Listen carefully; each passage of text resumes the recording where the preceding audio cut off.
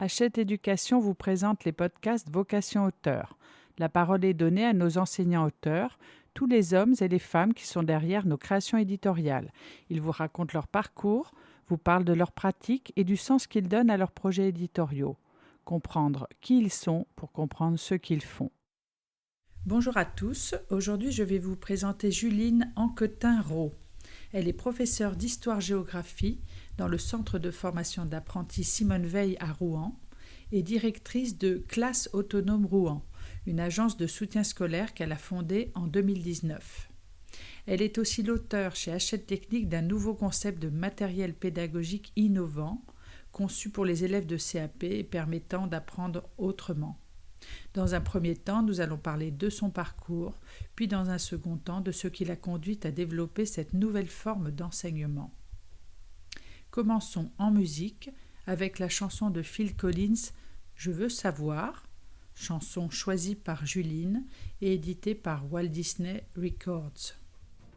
Je me vois quand les autres me voient, mais il y a quelque chose plus grand là-bas. Je veux savoir, montre-les-moi, ces étrangers qui seraient faits comme moi.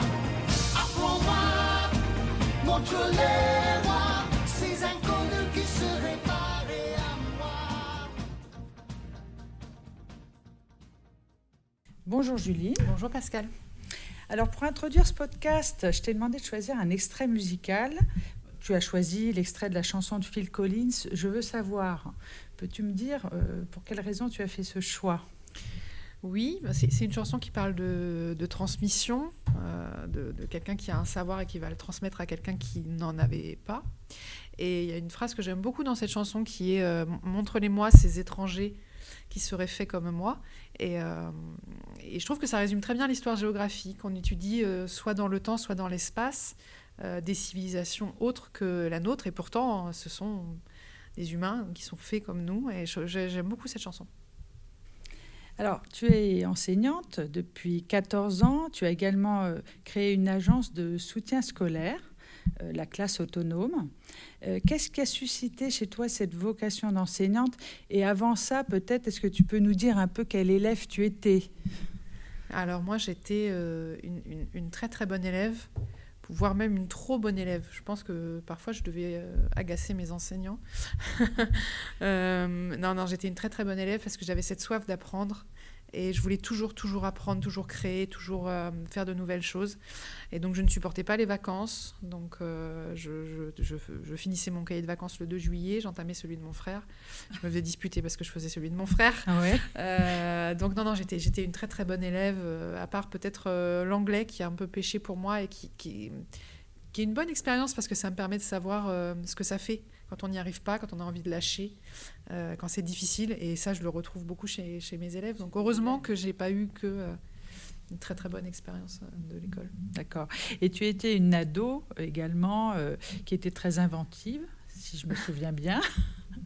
Oui, créative, mais parce qu'en fait, je me sentais en décalage par rapport aux adolescents de mon âge. Moi, j'étais passionnée de Louis XIV, de la Révolution française. À 14 ans, j'ai reçu à Noël l'encyclopédie de la Révolution française, alors que les autres avaient des PlayStation. Donc, j'étais vraiment en décalage.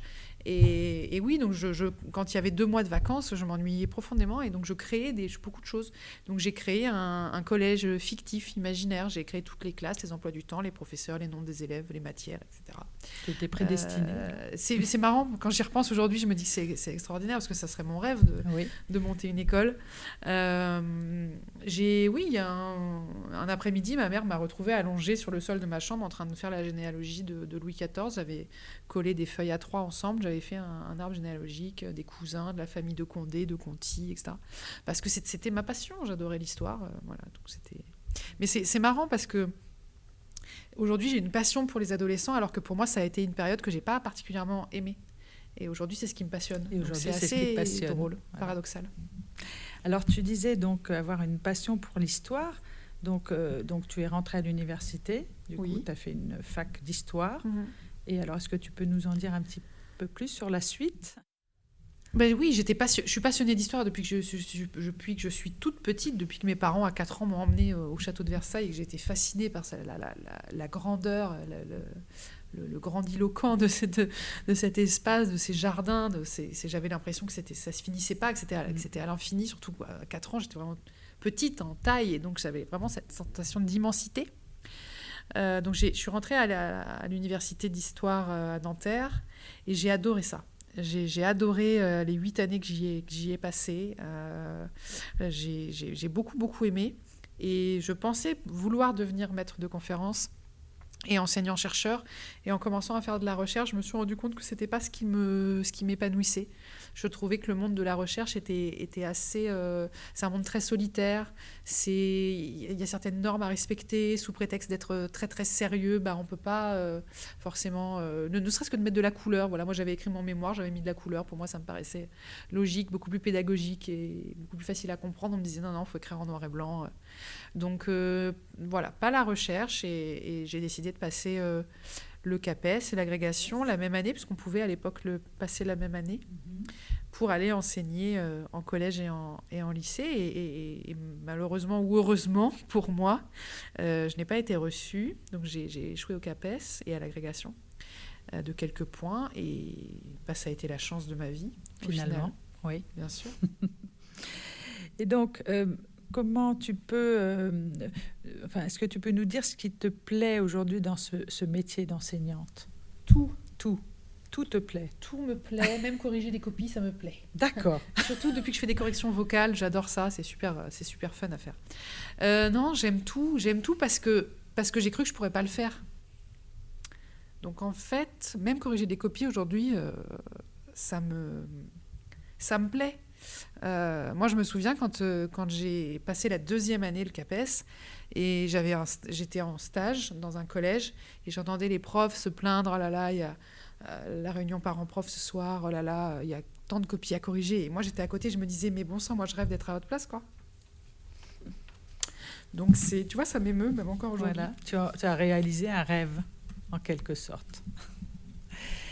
Donc, alors, tu as donc mis en place une pédagogie qui s'appelle la pédagogie de la classe autonome, une pédagogie qui s'adapte à chacun de tes élèves. Est-ce que tu peux m'expliquer un petit peu en quoi consiste cette pédagogie et comment tu es arrivé progressivement à cette pédagogie, parce qu'elle est issue de plein de courants différents. Est-ce que tu peux me dire un petit peu, qu'est-ce qui t'a inspiré aussi pour mettre en place cette classe autonome ? Ce qui m'a inspirée, c'est qu'un jour, je me suis posée et je me suis demandé pourquoi mes élèves en soutien scolaire progressaient bien plus vite que mes élèves en classe, alors que c'était en classe que je mettais le plus d'énergie, que ça me prenait le plus de temps à créer. C'est vraiment là que je m'investissais le plus, et les résultats n'étaient pas à la hauteur de l'investissement. Et je me suis demandé pourquoi. Je suis le même professeur, j'enseigne de la même façon, et en fait, juste en le disant à voix haute, je me suis dit, mais non, en fait, je suis pas du tout le même professeur. En fait, dans mes classes, j'enseigne, je fais des cours magistraux devant ma classe, en professeur ex cathedra. Et en soutien scolaire, je peux pas faire ça parce que je reçois plusieurs élèves en même temps qui font des matières différentes, diverses et variées, des maths, de la philo, du français, des langues. Et je prépare le matériel en amont pour qu'ils puissent travailler. Et donc, je me suis dit, il faut absolument que j'arrive à faire ça, mais dans des classes de 30. Et donc, j'ai cherché sur Internet comment faire ça, comment je peux faire ça dans une classe de 30 boulangers. Et je suis tombée sur les vidéos de Céline Alvarez, de Maria Montessori, d'Augustin Freinet, Célestin Freinet, pardon. Et ça m'a fascinée. Je me suis dit, mais où étaient ces gens-là pendant que je passais le CAPES ? Pourquoi j'ai jamais entendu parler d'eux, ou alors juste de nom, mais je savais pas ce qu'ils faisaient, ce qu'ils mettaient dans leur pédagogie. Ça m'a fascinée. Je me suis demandé si on pouvait l'adapter pour des adolescents. Parce que c'est des pédagogies qui étaient vraiment pour les tout petits ou pour la primaire. Et donc, j'ai fouillé, je suis allée voir des écoles Montessori, je suis allée voir des écoles démocratiques, et j'ai créé la classe autonome en mélangeant toutes ces pédagogies, en écrivant mon cahier des charges. Et donc, ma classe autonome, elle mélange tout ça. Il y a toujours du cours magistral, parce que c'est important pour certaines choses. Donc, c'est 25% du temps. Ensuite, il y a un temps de vérification. C'est 15% du temps pour ancrer la connaissance. Et puis 50% du temps, c'est de l'autonomie, d'où le nom de la classe. Les élèves ont un plan de travail et ils ont des ateliers à faire. Ils les font dans l'ordre qu'ils veulent, autant de fois qu'ils veulent, avec qui ils veulent. Ils peuvent le reposer, le refaire plus tard. Ils ont cette liberté. Et en fait, le matériel devient l'enseignant. Il travaille sur différents supports. Ça peut être du numérique, ça peut être de la manipulation. Il y a de tout, de l'ancienne méthode, des nouvelles méthodes. On mélange tout ça et ça fonctionne. Ça fonctionne. Et comment se positionne l'enseignant, du coup, dans cette nouvelle pratique de la classe autonome ? Eh ben, selon les temps, il n'a pas le même rôle. Quand il est dans sa classe, dans son temps de cours classique, eh bien, il est devant sa classe et il y a des interactions entre les élèves et lui. Il peut y avoir des jeux de rôle, etc. Et dans la phase d'autonomie, il se met en retrait, il observe sa classe, il va aider ceux qui ont le plus besoin de lui. Comme tous les autres sont en autonomie, il peut prendre ce temps pour aller aider l'élève qui est vraiment en difficulté. Il peut débriefer un contrôle avec un élève pendant que tous les autres travaillent. Il a ce rôle vraiment aussi de donner la dynamique, de donner le rythme pendant cette phase d'autonomie, de cadrer, de cadrer, de canaliser même, je dirais, l'énergie qui va se créer dans la classe autonome. Tout à fait. Donc il est très important dans cette phase d'autonomie. Il est en retrait, mais il est primordial. Donc, j'avais une question aussi. Quelles sont tes principales victoires ? Est-ce que tu peux me citer des exemples ? Des victoires, j'en ai tous les jours. Oui. La principale, c'est de voir tous mes élèves se mettre au travail tous les jours sur de l'histoire-géographie, alors que je suis dans un établissement, donc un CFA. J'ai des apprentis qui sont là pour être boulangers, bouchers, pâtissiers, chocolatiers, etc., qui n'aiment pas l'histoire-géographie, qui ne sont pas là pour ça, qui ont souvent un passif très complexe avec l'école, Oui. Et de les voir venir travailler pendant 1h30, râler à la fin du cours parce que le cours est fini, ça c'est assez extraordinaire, venir avec le sourire, être content d'apprendre, se rendre compte qu'ils apprennent des choses vraiment pointues, ça c'est une victoire quotidienne. Des victoires, oui, c'est l'élève qui vient me voir un jour et qui me dit « Merci madame, grâce à vous j'ai pu expliquer la politique à mes parents ». C'est l'élève qui me remercie quand on a fait un cours sur la religion parce que ça lui a ouvert les yeux sur beaucoup de choses. C'est l'élève qui va avec son tableau des partis politiques dans l'isoloir pour voter en 2017 et qui me raconte ça le lendemain et je trouve ça extraordinaire. Oui. Voilà, c'est ces jeunes-là qui nous sont reconnaissants de leur avoir apporté quelque chose de vraiment très concret. Et c'est pour ça que pour moi l'éducation morale et civique, l'enseignement moral et civique, c'est très important. J'y passe beaucoup de temps parce que c'est ce qui va leur servir là tout de suite maintenant pour les élections, pour voter, pour comprendre les religions, pour comprendre la laïcité, comprendre la discrimination, la liberté, la sexualité, enfin c'est tout ça. Alors, ces pratiques donc très innovantes ont conduit à proposer à Hachette un nouveau concept de matériel pédagogique à destination des élèves d'histoire géo en CAP. Est-ce que tu peux nous en dire un petit peu plus ? En quoi consiste ce matériel ? Donc en fait, c'est une boîte de matériel qui va s'appeler donc la classe autonome, dans lequel on a tout simplement mis tout ce que j'ai créé pendant 2 ans. C'est-à-dire que vous avez tout le programme d'histoire et de géographie de CAP en classe autonome. Donc tout le matériel que j'utilise, les flashcards, les ateliers plancher façade, les ateliers avec des petits drapeaux à replanter, les ateliers vidéo, tout sera dans cette boîte. Ça fait 56 ateliers au total qui couvrent les 4 chapitres. Et c'est exactement c'est vraiment ce que je fais en classe. Donc c'est prouvé, c'est testé, c'est approuvé. Ça fait 4 ans moi que je l'utilise dans mes classes, dans toutes mes classes, les 6 classes de CAP auprès desquelles j'enseigne. Et donc j'ai hâte de la voir dans les mains. Et est-ce qu'il y a un accompagnement pour l'enseignant pour expliquer la démarche ? Oui, bien sûr. C'est-à-dire qu'on a mis tout le matériel de la classe autonome, mais on n'a pas juste dit à l'enseignant « Tiens, oui, tu as le matériel ». Donc il y a un livret pédagogique avec, dans lequel on explique comment fonctionne la classe autonome. On fait un exemple de chapitre vraiment clé en main, quoi. Voilà comment ça fonctionnerait si on prenait ce chapitre-là. Des petites vidéos pour expliquer la démarche, toute la logistique à mettre en place, parce que il ne faut pas se mentir, hein, c'est vraiment une façon autre d'enseigner, même si c'est pas si révolutionnaire que ça, puisque ce qu'on a dans les ateliers, c'est ce que ferait un professeur lambda en cours, sauf qu'au lieu de le faire devant sa classe en un temps donné, il le laisse faire à ses élèves, et les élèves apprennent en faisant. Encore une fois, le matériel devient l'enseignant. Donc, bien sûr qu'il y aura un livret pédagogique qui donnera les clés pour bien démarrer avec cette méthode pour que ce soit le plus efficace possible, parce que donner une boîte de matériel sans expliquer ça comment finirait l'utiliser. Dans un placard et ça me rendrait très triste. D'accord. Alors, pour conclure, finalement, qu'est-ce que tu as le plus à cœur de transmettre à tes élèves? 2-3 clés à leur transmettre pour leur vie. Moi, ce qui me tient à cœur de leur transmettre, c'est des savoir-être et c'est des qualités de vie, c'est-à-dire l'optimisme, la curiosité. Je dis toujours, les connaissances, elles sont partout en fait sur Internet aujourd'hui. Donc, ils n'ont pas besoin de moi pour comprendre la Seconde Guerre mondiale. Par contre, ils ont peut-être besoin de moi pour leur apprendre l'esprit critique, pour leur donner l'envie, la curiosité, pour leur donner cette conscience qu'ils vivent dans un monde complexe. Et moi, c'est ça que j'ai envie de leur transmettre. Et c'est pour ça que je pense que la posture de l'enseignant, elle est très importante et elle est parfois plus importante que le socle de connaissances classiques qu'on peut avoir. Il y a des professeurs qui sont très, très érudits et qui n'arrivent pas à transmettre. Donc, la posture de l'enseignant, moi, je veux leur transmettre la curiosité. La curiosité avant tout. Mais oui, d'aller chercher, J'ai un exemple, hein, une fois, avec mes élèves, on était partis sur l'histoire de l'homme au masque de fer. Ils me disent, madame, c'est quoi cette histoire? Alors, moi, je suis passionnée en plus de ça depuis que je suis adolescente. Voilà. Encore un truc bizarre. Et j'ai tout lu sur le masque de fer depuis que j'ai 15 ans. Et je leur explique. Je leur dis, c'est une énigme de l'histoire et tout. Et je les regarde, c'est une classe de CAP bouché. Et je les vois scotchés. Mais vraiment, ils buvaient mes paroles. Je me dis, waouh, incroyable. Et ils me regardent. Il y en a un qui me regarde, il me dit, madame, venez, on arrête le programme. On cherche qui c'est. Et je leur avais donné envie d'être historien en 10 minutes, quoi. Et c'est la posture qui fait ça. C'est vraiment, je pense, la passion que j'y ai mise, parce que je suis spécialiste. Non, mais parce que je connais très bien... toi-même passionnée par le masque de fer. Je connaissais très bien la question. Donc, bien sûr que la connaissance est importante. Hein. Mais je pense que c'est la passion qui a fait qu'ils se sont dit... Ils se sont dit, c'est incroyable, cette histoire. Et en fait, on a tort de dire... Parfois, j'entends que oui, mais les jeunes, aujourd'hui, ils ne sont pas intéressés, ils veulent...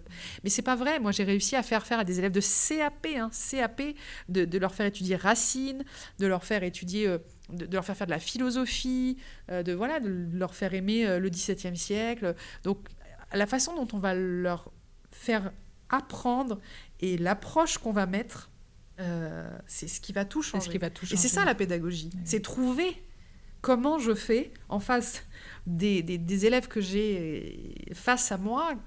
Quel biais j'utilise, quoi. C'est ça. Et moi, c'est ça qui me passionne. C'est la pédagogie. Qui me passionne. Oui. Alors, quel est ton livre préféré, si tu devais n'en retenir qu'un, et pour quelle raison? La vertu de l'échec, de Charles Pépin. C'est magnifique. C'est à mettre entre toutes les mains, ce livre.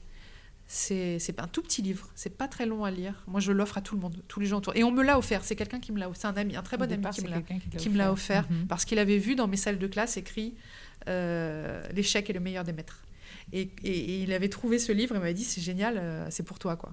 Donc j'ai lu ce livre avec passion. J'ai même écrit à l'auteur à la fin du livre en disant à quel point ça m'avait touché, ce livre. Et vraiment, c'est l'importance de l'échec, c'est de rappeler que l'échec, c'est la manière humaine d'apprendre. Et c'est parce qu'on se trompe qu'on apprend. On a appris à marcher en tombant. On a appris que le feu brûle en se brûlant.